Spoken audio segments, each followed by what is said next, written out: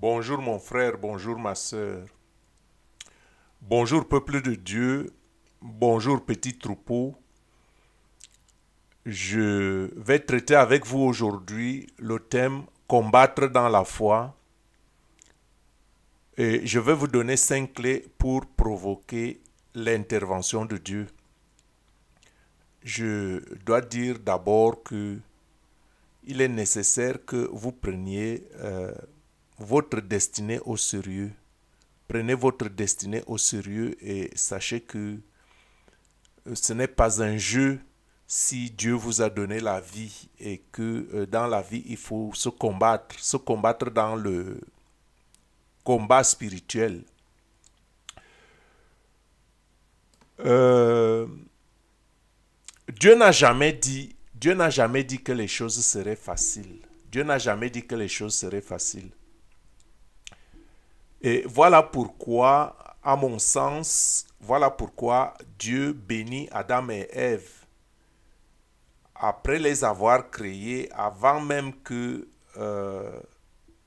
ils aient fait quoi que ce soit, Dieu a trouvé la nécessité de les bénir. Pourquoi Dieu avait-il besoin de bénir Adam et Ève en leur donnant la domination sur toute la création, comme cela est écrit en Genèse 1 au verset 28. Il faut comprendre d'abord que un mandat de domination sous-entend l'adversité. Parce que quand on dit je te donne mandat de dominer, cela présuppose qu'il y a de l'adversité. Parce qu'on ne peut pas dominer sur ce qui n'oppose aucune résistance. Donc quand Dieu donne le mandat de domination à Adam et Ève, il faut sous-entendre que il y a l'adversité et voilà pourquoi il y a des forces opposées et voilà pourquoi Dieu leur donne le mandat de domination afin qu'ils aient le dessus. Et en ce sens, il y a donc une relation d'autorité, je dirais une relation d'autorité et de subordination qui s'établit. Et généralement, nous savons que l'autorité doit se mériter. L'autorité doit se mériter. Et voilà pourquoi Dieu doit prononcer des paroles de bénédiction, des paroles de faveur sur l'homme, qui est Adam et Ève, pour leur accorder la supériorité sur tout ce qu'il a créé. N'oubliez pas que en Genèse au chapitre 1 verset 22 déjà, Dieu a aussi Dieu a aussi béni les oiseaux et les animaux marins, les appelant à être féconds et à se multiplier sur la terre. Et pour ainsi dire, Dieu en bénissant de manière particulière les oiseaux du ciel et les animaux de la mer, Dieu leur accordait aussi une vie indépendante, une certaine indépendance qui cependant serait sous la domination de l'homme. Parce que c'est au 6e jour que Dieu a créé l'homme et pendant que la terre et le ciel étaient déjà créés au premier jour et tous les autres et toutes les autres créatures, toute la création de Dieu du 2e au 5e jour avant que l'homme vienne donc au 6e jour. Et après donc avoir mis tout ce décor, c'est à ce moment-là que Dieu crée l'homme. Et Dieu crée l'homme et lui donne donc le pouvoir ou bien la domination sur sa création. Donc, Dieu, en bénissant aussi les oiseaux et les autres choses qu'il avait créées, cela voudrait sous-entendre que la création a une vie indépendante de la vie de l'homme. Et voilà pourquoi Dieu soumet, par la domination qu'il donne à l'homme, Dieu soumet sa création sous l'autorité de l'homme.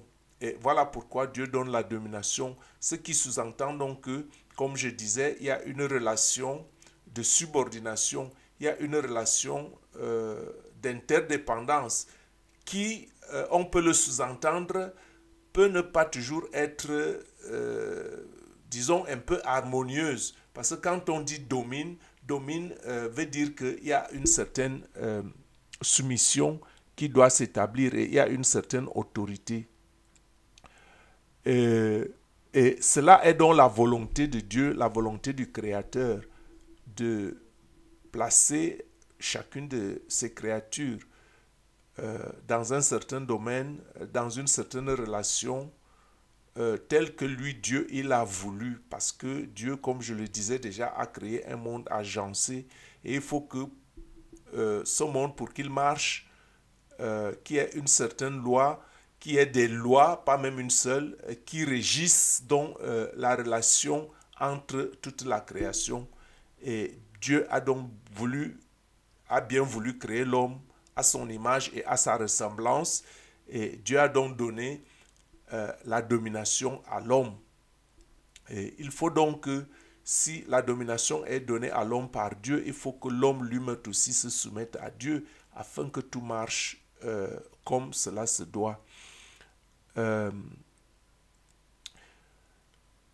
faut bien dire que l'homme peut bien paraître fragile. L'homme peut bien paraître fragile devant les autres forces de la nature. Parce qu'il y a par essence, je dirais, une certaine adversité, qu'on le veuille ou non, hein, parce que quelque part, il n'y a pas de domination sans adversité. Et il n'y a donc que le chrétien qui croise les bras et qui pense que, je dirais même, qui fuit des fois les combats. Hein, le chrétien croise les bras et fuit des fois les combats quand il ne pleurniche pas pour attendre une vie de félicité au paradis. Hein. On fuit les combats de la vie, on se recroqueville à l'église et on ignore la réalité terrestre pour ne pas dire qu'on passe à côté du mandat que Dieu nous a donné et on nous enseigne qu'il faut attendre la vie sur le paradis. Je dis que pour ma part, je ne crois pas à ce mensonge-là parce que quand Dieu donne un mandat de domination, il nous donne un mandat de domination sur la terre. Ce n'est pas pour être des esclaves. Bon, et le mandat de domination que Dieu a donné, Dieu n'a pas donné le mandat de ce que les hommes dominent sur les hommes. Dieu a donné le mandat de domination à l'homme afin que l'homme domine sur sa création. Bon, ben, cependant, ce mandat de domination que Dieu a donné à l'homme, Adam et Ève, malheureusement, ont péché et ont donc passé ce pouvoir de domination à Satan, qui a donc infiltré la société humaine. Et Satan, donc maintenant, à travers les autres hommes, exerce la domination, non pas seulement sur la création, mais exerce aussi la domination sur l'homme. Ce qui fait que les enfants de Dieu se retrouvent sur la terre et sont souvent l'objet d'agressions, de persécutions, pour ne pas dire sont des esclaves. Cela doit cesser. Il faut que les chrétiens, il faut que les croyants cessent d'être des esclaves. Il faut que nous ressaisissions l'autorité, la domination qui nous a été donnée par Dieu, heureusement, que cela est déjà fait de manière spirituelle et même aussi de manière factuelle, car Jésus-Christ a versé déjà son sang afin de nous rétablir dans la dignité des fils de Dieu et que par conséquent,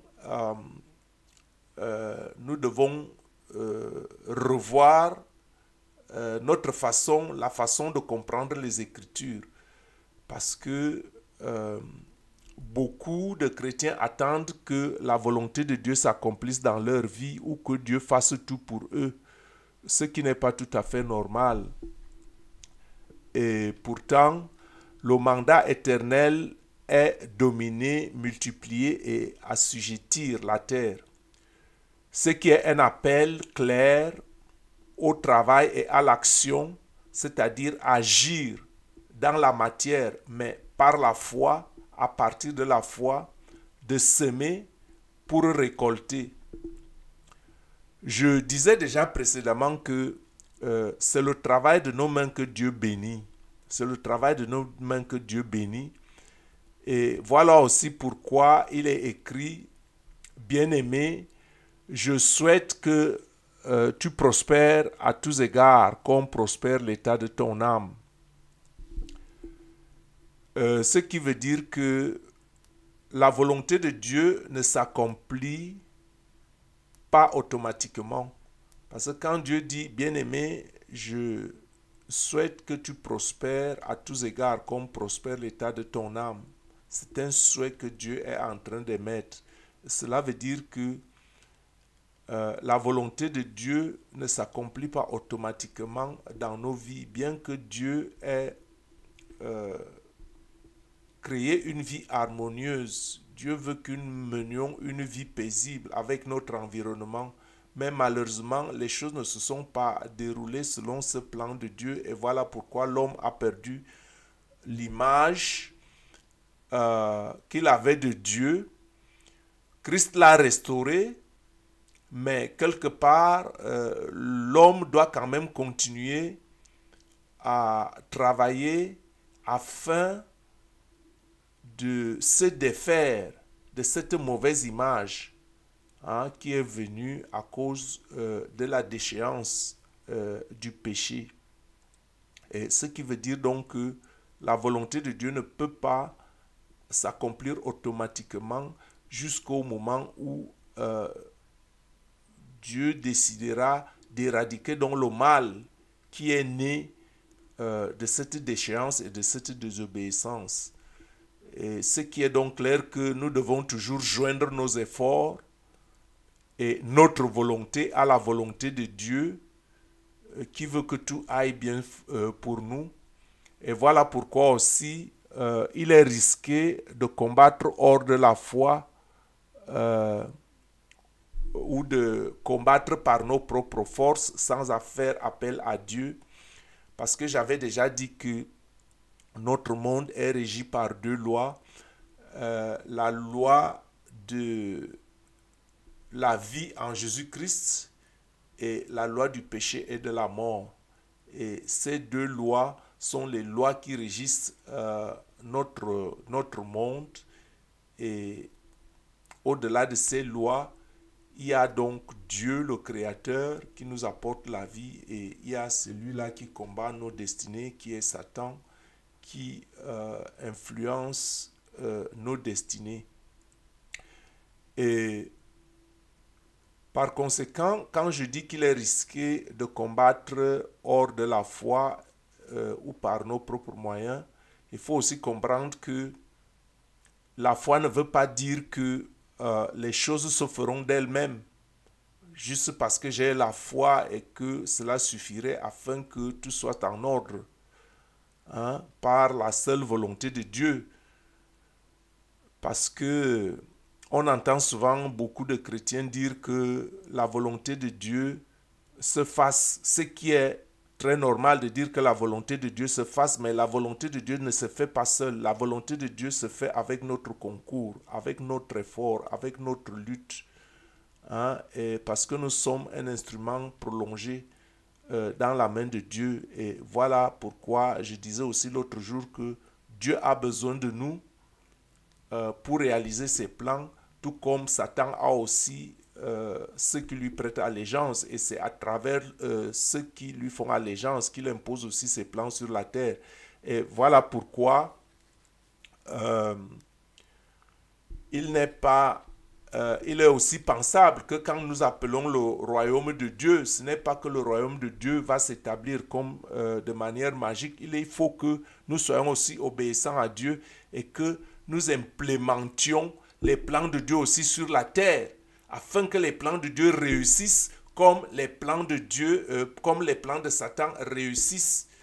Si Satan gouverne la terre, ce n'est pas, vous ne voyez pas Satan de manière physique, vous ne le voyez pas de manière visible, mais vous voyez les effets ou bien vous voyez les retombées de l'activité de ceux qui lui prêtent allégeance. Et donc quand nous appelons le règne de Dieu, cela veut dire que quelque part, nous devons aussi être obéissants à Dieu pour appliquer les principes de Dieu dans nos vies, afin que l'application de ces principes soit aussi visible à une échelle qui est égale ou bien supérieure à l'activité de ceux-là qui font allégeance à Satan. Et voilà de cette manière que le royaume de Dieu va descendre. Parce qu'il y a une erreur dans le corps du Christ. Parce qu'on pense que quand on dit que ton règne vienne, que le règne de Dieu va tomber du ciel. Oui, c'est vrai que Dieu, quelque part, un jour, lui seul c'est l'heure, lui seul c'est le temps, lui seul connaît les époques, qu'il frappera la main de maître sur la terre afin de dégager le mal, puisque les Écritures nous disent qu'il créera un nouveau ciel et une nouvelle terre. Mais ce nouveau ciel et une nouvelle terre passe par le concours, passe par notre action, passe par nos prières, passe par la foi, passe par le jeûne. Et il faut que nous agissions afin de reconquérir entièrement par le pouvoir du Saint-Esprit, reconquérir le pouvoir que Dieu nous donne par son esprit, celui de marcher sur les serpents et sur les scorpions et sur toute la puissance de l'ennemi. Et donc la foi ne veut point dire que les choses se feront d'elles-mêmes par la seule volonté de Dieu, parce qu'on entend souvent dire que la volonté de Dieu se fasse alors que l'on reste oisif, sans rien faire, sans se battre, et sans se battre. Et plus grand encore, le plus grand drame encore, est que beaucoup se découragent trop vite. Beaucoup de chrétiens se découragent trop vite. Pourquoi? Parce qu'au premier échec, ils abandonnent. Hein? Comme si, lorsqu'on est en Jésus-Christ, la adversité disparaît. Hein?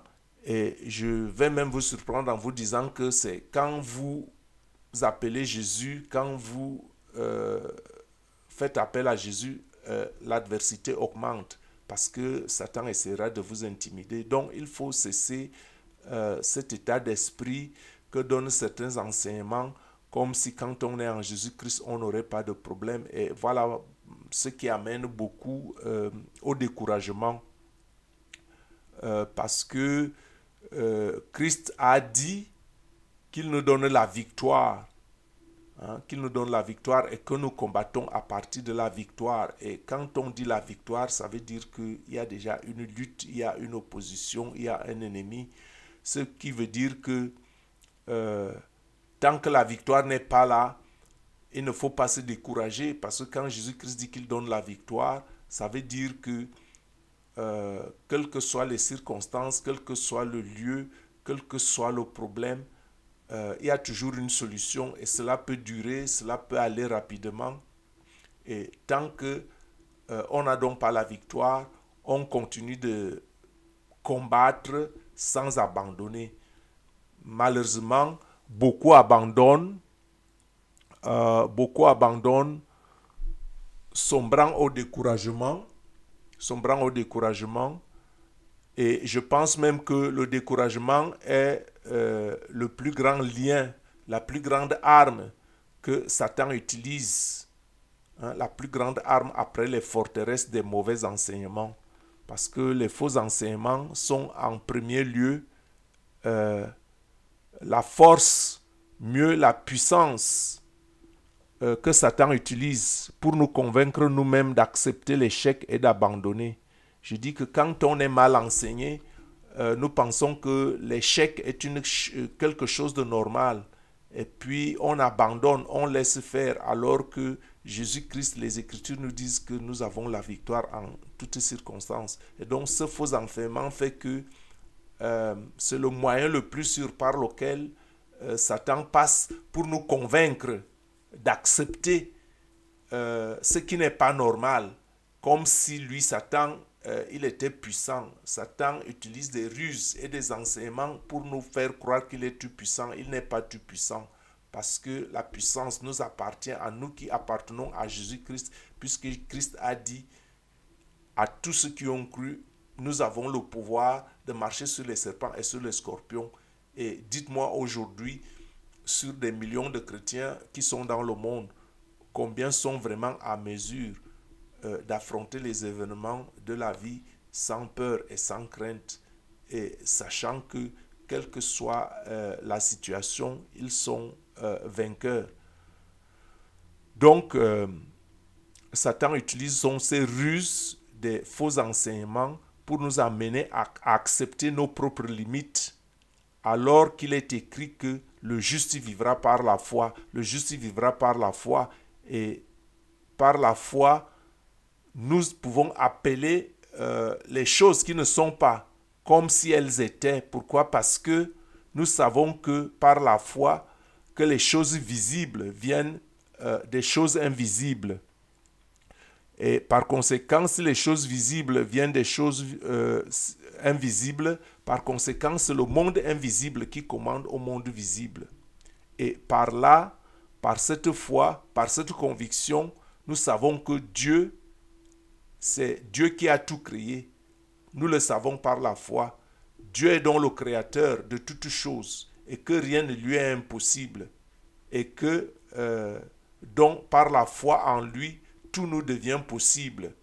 Hein? Et donc, du coup, quand nous avons cette vérité dans la foi, nous sortons de nos propres limitations parce que nous savons que nous pouvons faire ce qui est impossible par la foi que nous avons en Dieu, parce que Dieu est un Dieu tout-puissant, à qui rien n'est impossible. Et par la foi en lui, nous pouvons aussi réaliser les choses qui nous sont impossibles.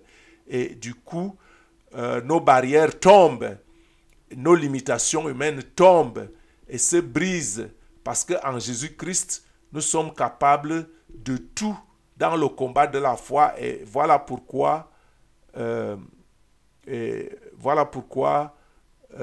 Satan attaque. Ce que Satan attaque le plus, c'est notre foi. Hein? C'est notre foi que Satan attaque le plus par les mauvais enseignements pour maintenir sa captivité, pour nous maintenir dans l'ignorance, pour nous maintenir dans la méconnaissance, pour nous maintenir dans la fausse connaissance. Hein? Comme je disais déjà, par ces enseignements dont qu'il a fait infiltrer dans les églises. Et voilà pourquoi je dis toujours que je ne critique pas, mais j'appelle à un renouvellement de l'intelligence afin que chacun lise les Écritures et voit ce qui est écrit dans les Écritures et que tout le monde s'en convainc par la foi et par la prière que ça marche. Les principes que Dieu nous a donnés marchent quand nous restons dans l'obéissance, quand nous restons dans la vérité de l'Évangile. Le seul problème, c'est que les gens sont tellement habitués à toutes ces choses qu'on a racontées depuis plus de 2000 ans que Jésus nous a apporté la nouvelle doctrine, qu'ils ne veulent plus bouger. Et par conséquent, la grande difficulté dans le peuple de Dieu d'aujourd'hui, c'est de faire changer les paradigmes mentaux. C'est de faire comprendre aux gens que la parole de l'évangile est vraie et qu'elle marche. Et voilà même pourquoi beaucoup refusent ou résistent à lire les Écritures. Et voilà aussi pourquoi certains enseignements qui tirent les ficelles dans les ténèbres, dans le monde invisible, amènent les gens à penser que les Écritures, c'est un livre comme tout autre livre, alors que les Écritures, c'est un livre qui est doté de beaucoup de science, de beaucoup de sagesse, de beaucoup de connaissances, des paroles qui ne sont pas des simples paroles, mais qui sont esprit et vie, qui agissent, qui peuvent nous purifier, qui nous donnent un certain pouvoir en Jésus-Christ. Et vous comprendrez donc en ce moment pourquoi l'accès aux Écritures et à la profondeur des Écritures est un problème pour beaucoup de dénominations, parce que c'est un des moyens par lesquels Satan, qui a donc infiltré l'Église, tient les croyants dans sa prison et sous sa domination. Or, les Écritures nous enseignent la persévérance et la perspicacité qui s'opposent par exemple au découragement, comme je l'ai cité tout à l'heure. Parce que, comme je disais, que le découragement est la deuxième arme de Satan après les mauvais enseignements, parce que le mauvais enseignement te convainc toi-même que tu es limité, tu ne peux pas faire ceci, que tu es incapable, alors que tu as un Dieu tout-puissant. Il suffit juste d'avoir foi en lui et afin que tes projets réussissent. Et voilà pourquoi Dieu dit que le livre de la loi ne s'éloigne point de ta bouche, médite-le jour et nuit, afin que tu réussisses dans toutes tes voies. Et Satan, donc, par l'infiltration, veut donc nous faire convaincre du contraire en acceptant ce qui n'est pas vrai, en prenant ce qui est faux comme ce qui est vrai. Et c'est ce que j'appelle souvent l'obéissance désobéissante. Hein, parce qu'on obéit aux choses qui ne sont pas vraies, aux choses qui ne sont pas la parole de Dieu, et par conséquent, on obéit aux choses qui sont une forme de désobéissance, mais voilée par une certaine piété et une certaine voie, et c'est ce que j'appelle la religion. Je vous invite à sortir de la religion et à vous accrocher à Jésus-Christ. Et donc, par conséquent, je reviens au découragement pour dire que enfin que le découragement est l'une des armes les plus puissantes contre les enfants de Dieu. Celui qui se décourage est pire que celui qui n'a pas la foi et qui n'a pas cru dès le début. J'ai dit que le découragement est une des armes. Après les forteresses des faux enseignements, le découragement est une des armes les plus puissantes que Satan utilise contre les enfants de Dieu pour nous maintenir dans la faiblesse, dans la captivité et sous son influence. Et je disais donc que celui qui se décourage est pire que celui qui n'a pas eu la foi, parce que les Écritures nous enseignent la persévérance et la perspicacité.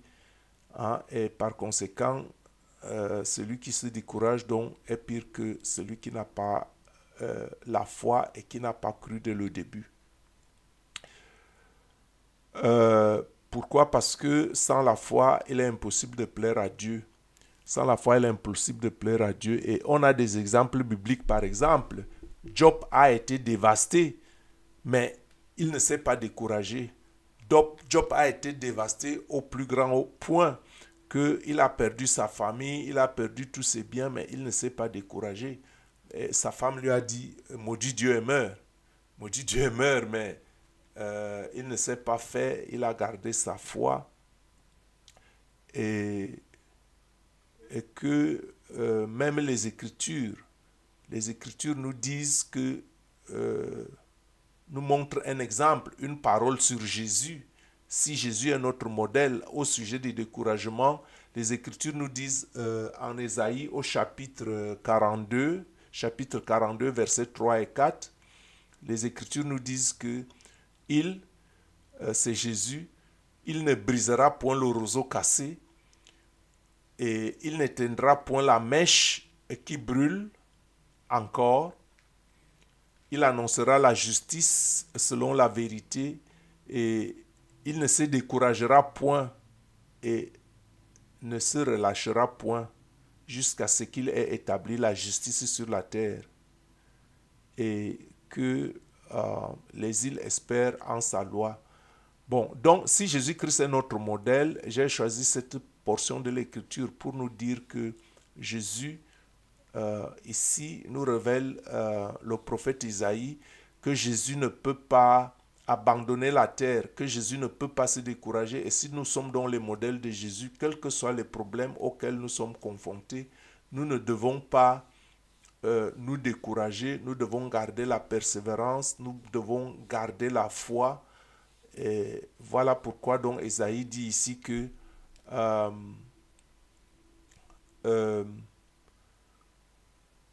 Jésus ne brisera point le roseau,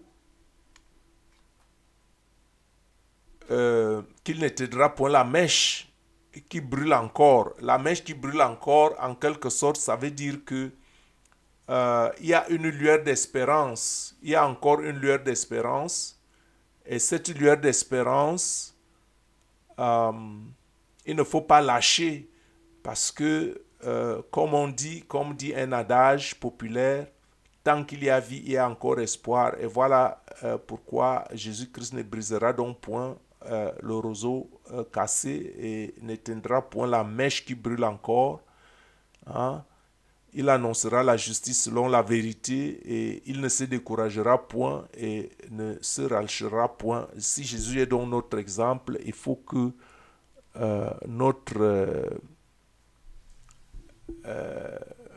disons, notre acharnement, notre engagement aille dans le même sens, de ne point se décourager, quels que soient les événements. Et comme je disais donc tout à l'heure, que tant qu'il y a vie, il y a espoir. Et tant qu'il y a espoir, et tant que Dieu est Dieu, tout est possible et tout peut changer à tout moment. C'est une histoire de foi. Tout peut être restauré.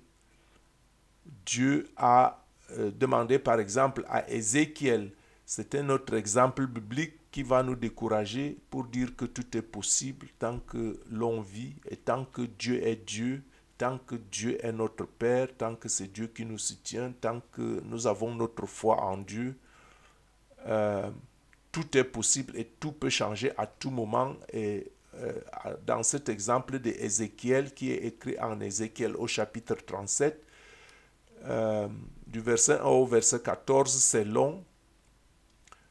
Nous savons que Ézéchiel avait écrit, lui qui était prophète de Dieu, il avait écrit « La main de l'Éternel est sur moi, la main de l'Éternel est sur moi. Et l'Éternel me transporta en esprit et me déposa dans le milieu d'une vallée remplie d'ossements. Il me fit passer auprès d'eux, tout autour, et voici, ils étaient tout nombreux et à la surface de la vallée, et ils étaient complètement secs. L'Éternel me dit, Fils de l'homme, ces eaux pourront-ils revivre?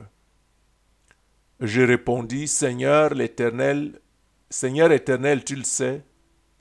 Il me dit, prophétise sur ces eaux et dis-leur, ossements desséchés, écoutez la parole de l'Éternel. Ainsi parle le Seigneur, l'Éternel, à ces eaux, voici, je vais faire entrer en vous un esprit et vous vivrez. Je vous donnerai des nerfs et je ferai entrer en vous un esprit et vous vivrez. Je vous donnerai des nerfs, je ferai croître sur vous de la chair. Je vous couvrirai de peau, je mettrai en vous un esprit et vous vivrez et vous saurez que je suis l'Éternel.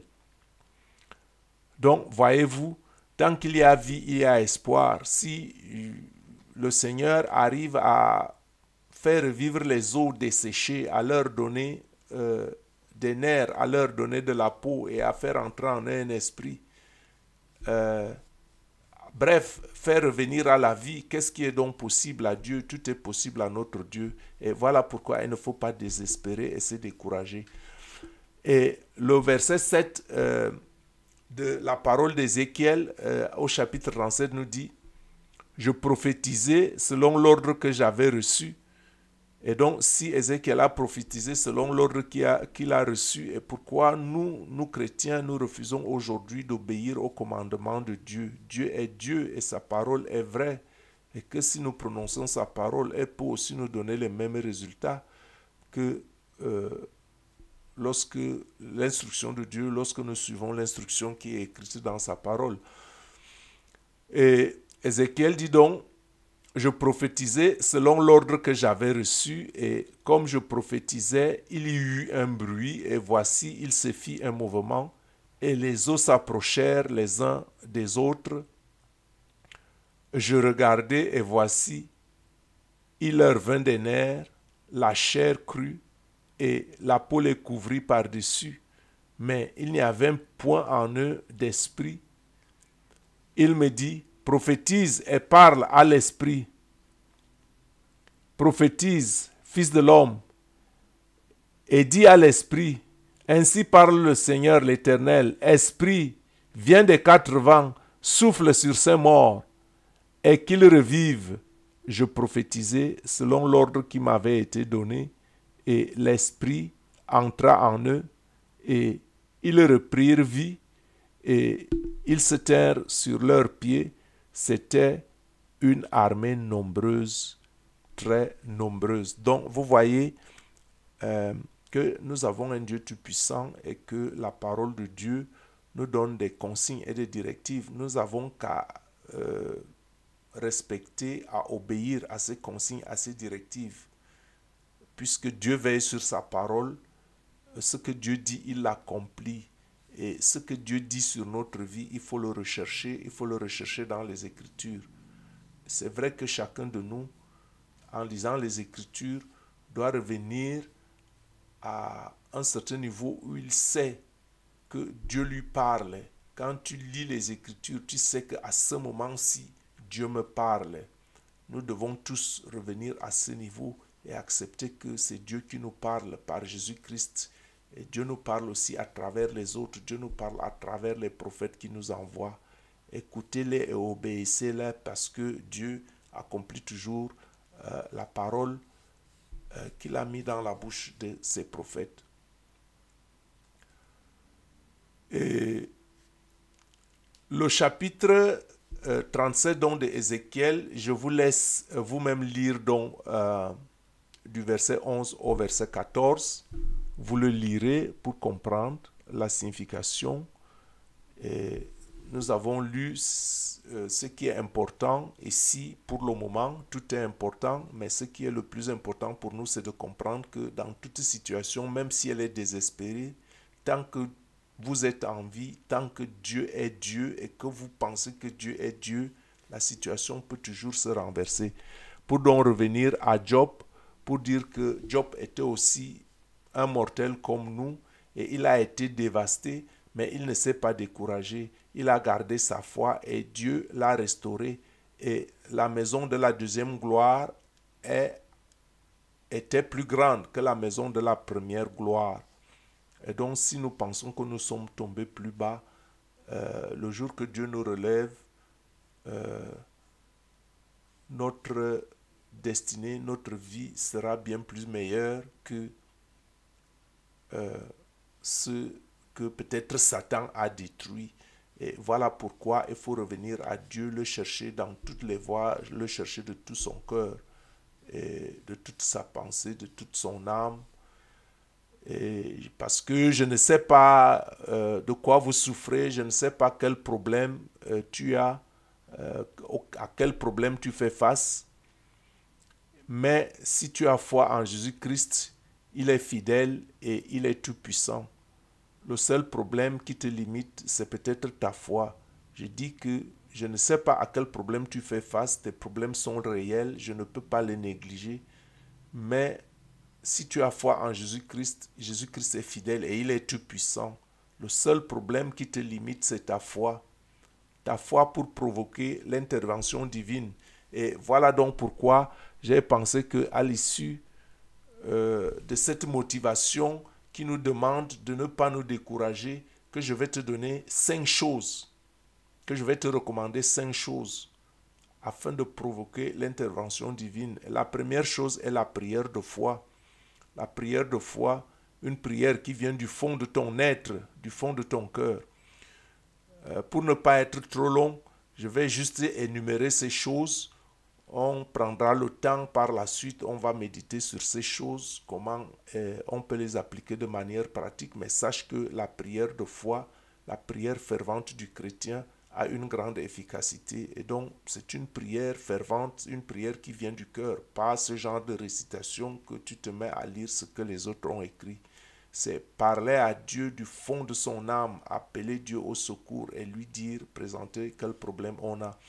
La deuxième chose, après la prière, c'est la louange. C'est vrai que la louange est une forme de prière, mais c'est une louange, elle est particulière, dans laquelle on va devant Dieu, pas pour lui énumérer nos problèmes, mais juste pour le louer parce qu'il est Dieu. Même quand ça nous va mal, même quand on est malade, même quand on est souffrant, allons dans la louange, hein, pour louer Dieu, pour le glorifier, pour lui dire que nous lui témoignons notre amour et notre confiance, quelle que soit la situation, parce que Dieu est un Dieu qui nous veut du bien. Donc, dans la prière, nous faisons monter ce que nous pensons, nous faisons monter nos prières vers le trône de la grâce, des prières ferventes, hein, imbibées du feu d'amour, hein, qui nous embrasse pour Dieu. Hein. La louange, par contre, fait descendre Dieu, hein, parce que Dieu est assis au milieu de la louange de son peuple. Je dis que quand nous élevons nos prières, nous imbibons nos prières, des prières ferventes, auréolées du feu de l'amour que nous avons pour Dieu. Et par contre, dans la louange, nous louons Dieu, et en chantant la louange à Dieu, cela fait descendre Dieu au milieu de nous, parce que Dieu est assis au milieu de la louange de son peuple. Donc, par conséquent, la première chose pour provoquer l'intervention de Dieu, c'est la prière. La deuxième chose, la louange. La troisième chose, c'est l'obéissance. Il faut obéir à Dieu en toutes choses. Écouter Dieu, écouter l'appel de Jésus qui frappe à la porte de notre cœur toujours. Et il frappe parce que des fois nous entr'ouvrons la porte de notre cœur. Il faut l'ouvrir, hein, le cœur grand ouvert, afin que Jésus prenne toute la place dans ton cœur, hein, et afin que ton cœur ne soit plus ténébreux et triste. Parce que quelles que soient les circonstances, nous ouvrons souvent le cœur à Jésus en partie, alors qu'au fond de notre cœur, il y a la tristesse, il y a l'amertume, il y a toutes les autres choses, il y a les convoitises du monde. Toutes ces choses sont bien, mais il faut ouvrir notre cœur à Jésus entièrement, afin que notre cœur ne soit plus triste, afin que l'amertume disparaisse. Et quand Jésus entre donc dans notre cœur, il va nous apporter la joie qui est dans son esprit. Et cette joie-là, qui ne dépend donc pas des circonstances qui nous arrivent, afin que notre vie soit éclairée par la lumière de sa parole. Et donc, il y a l'obéissance, et par conséquent, la dernière chose que je vais te communiquer, c'est donc, en dehors de la prière, de la louange et de l'obéissance, il faut offrir à Dieu des sacrifices d'action de grâce.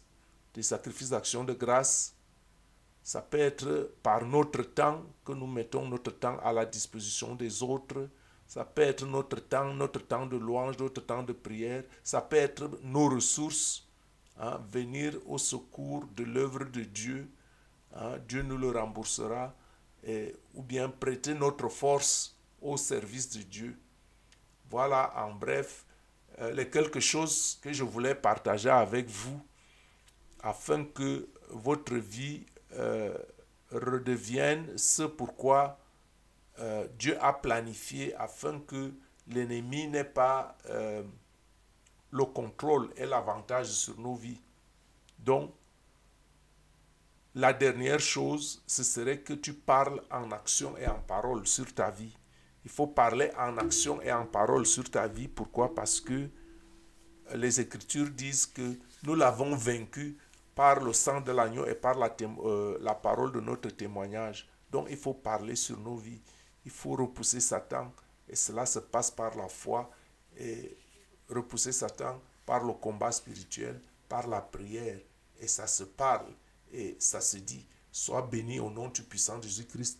J'espère que cet enseignement t'aura apporté un plus. Et nous prions le Seigneur qu'il vienne à notre secours, qu'il ouvre notre entendement, que les forteresses des mauvais enseignements soient brisées et qu'il augmente notre foi, afin que toutes les montagnes érigées par l'ennemi soient brisées et que nos vies soient restaurées. Au nom du puissant de Jésus-Christ, sois béni au nom de Jésus. Amen.